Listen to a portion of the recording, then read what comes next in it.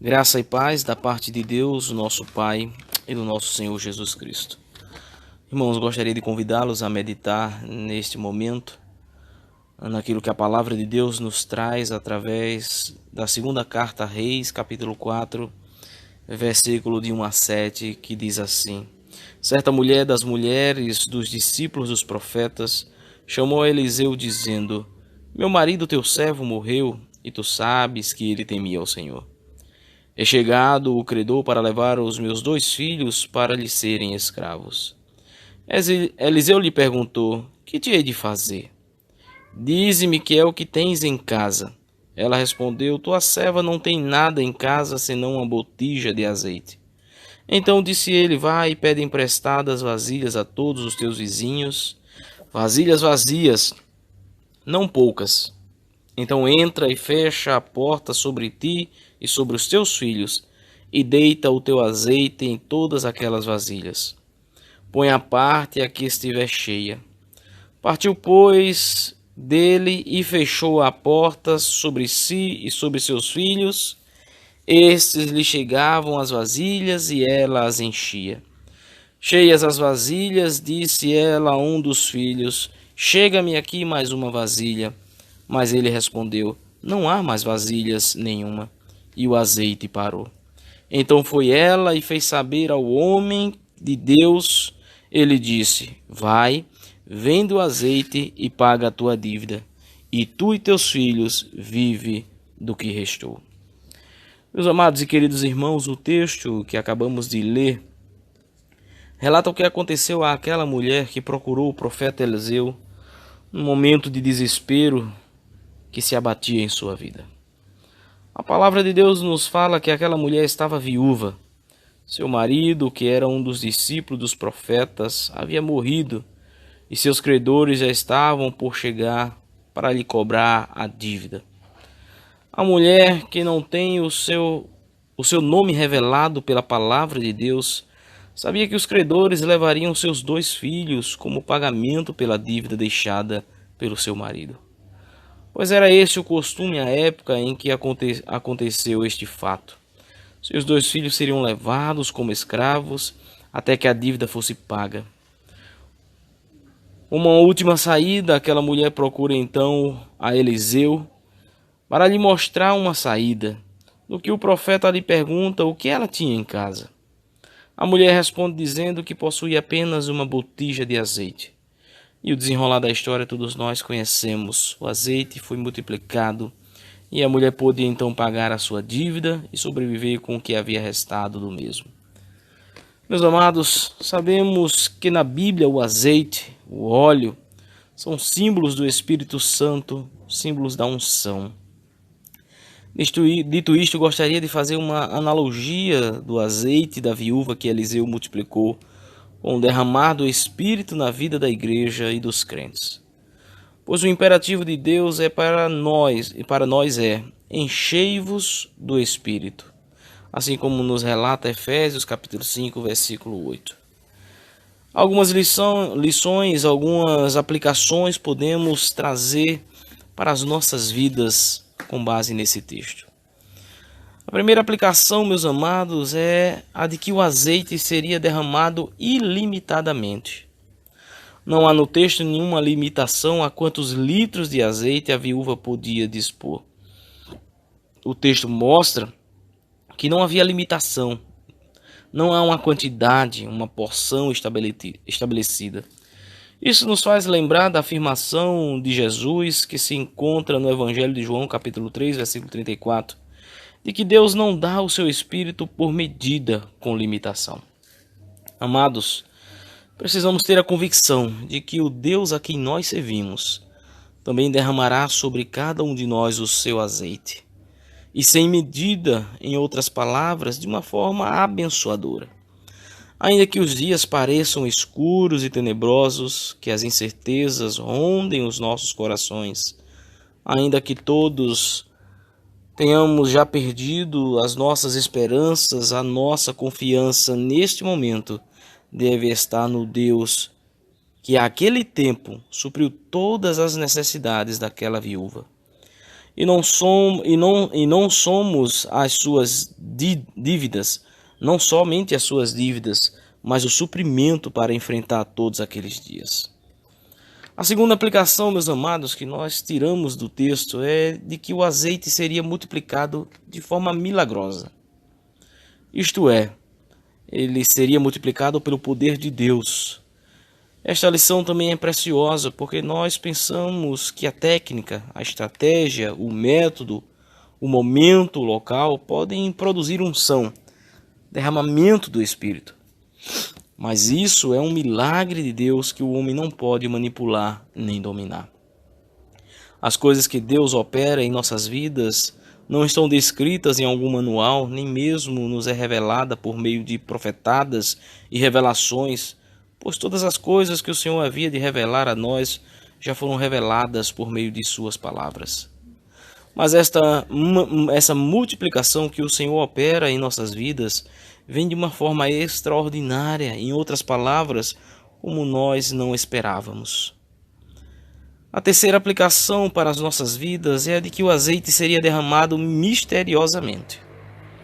Era algo incompreensível à mente humana. Nem hoje, nem amanhã, nem nunca, pela ciência, o homem poderá explicar como é que se multiplica azeite, peixe, pão, dentre outras coisas que a palavra de Deus nos revela.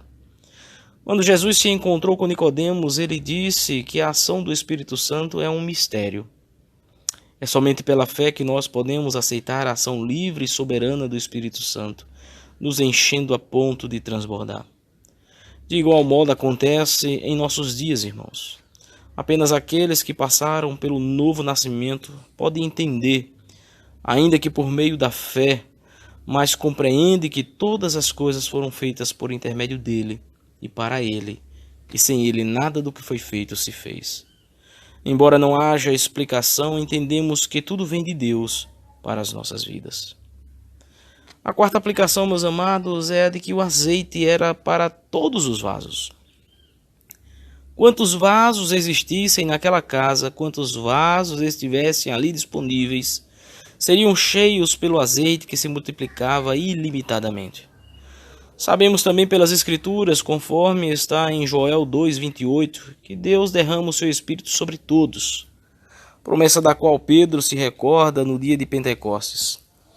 Assim podemos ter a certeza de que o Espírito é para todo crente, para cada vaso, para cada servo de Deus. O fato, meus irmãos, é que ainda há muitos vasos que não foram cheios do seu Espírito. E a promessa de Deus é para todos os vasos, sem exceção. Precisamos fazer com que todos os seus vasos sejam alcançados por meio de sua palavra. Daí então eles poderão ser cheios do Espírito de Deus. A quinta aplicação, meus amados, que nós tiramos do texto é a de que o azeite era para o vaso todo. Quando a mulher fosse enchendo os vasos, ela deveria enchê-los completamente. Ela não poderia nem deveria perder aquela oportunidade que estava ao seu alcance de encher o vaso completamente. Podemos também dizer, com base na palavra de Deus, que o seu propósito é de nos encher completamente do seu Santo Espírito. Deus não quer nos dar um pouco, nenhuma parte. Ele quer nos dar a plenitude do Espírito Santo. A questão, meus amados, é que muitas vezes nos satisfazemos em estar apenas parcialmente cheios do Espírito. Não buscamos com fervor a sua comunhão, o conhecer e prosseguir conhecendo o nosso Deus. O profeta Oséias declara que o seu povo perecia por falta de conhecimento. Quanto de nós também não estamos perecendo por falta de conhecimento? Deus, ele quer nos encher por completo e não apenas nos dar parte da medida. A sexta aplicação que o texto nos dá, meus amados, é a de que o azeite seria derramado à medida da disponibilidade dos vasos. Se a mulher tivesse vasos que já estivessem com qualquer outra coisa, não seria possível enchê-los com azeite. Da mesma maneira, enquanto nós não nos esvaziarmos, não será possível Deus nos encher com o óleo do seu Santo Espírito. Para que Deus me encha, é preciso que eu esteja vazio.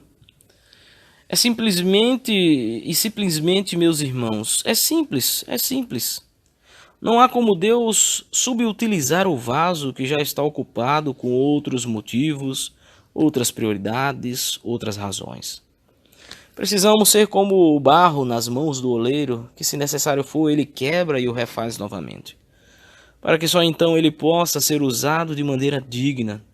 Somos povo de propriedade exclusiva de Deus, e como sendo propriedade exclusiva, devemos nos resguardar para tal. Como pode o Senhor nos encher de seu Santo Espírito se dentro de nós ainda houver coisas impuras que não são compatíveis com o mesmo? A sétima aplicação, meus amados, que o texto nos traz é a de que o azeite só parou quando todos os vasos estavam completamente cheios. Da mesma maneira, o propósito de Deus hoje é de só parar de derramar o seu Santo Espírito quando todos os vasos estiverem cheios. Muitas vezes nós pensamos que Deus resolveu privilegiar alguns, dando a eles um enchimento, um transbordar do seu Espírito. Mas Deus quer fazer isso a cada um dos vasos que fazem a sua igreja. A nossa única responsabilidade neste processo é nos esvaziarmos de tudo que não agrada a Deus. Paulo usa uma expressão maravilhosa para descrever essa atitude quando escreve aos Gálatas, capítulo 2, versículos 19 e 20, que diz: porque eu, mediante a própria lei, morri para a lei, a fim de viver para Deus. Estou crucificado com Cristo. Logo, já não sou eu quem vive, mas Cristo vive em mim. E esse viver que agora tenho na carne, vivo pela fé no Filho de Deus, que me amou e a si mesmo se entregou por mim. Essa é a declaração que alguém que realmente escolheu viver para Cristo, não pela força do seu próprio eu, mas pela força que opera em nós por meio de Cristo Jesus.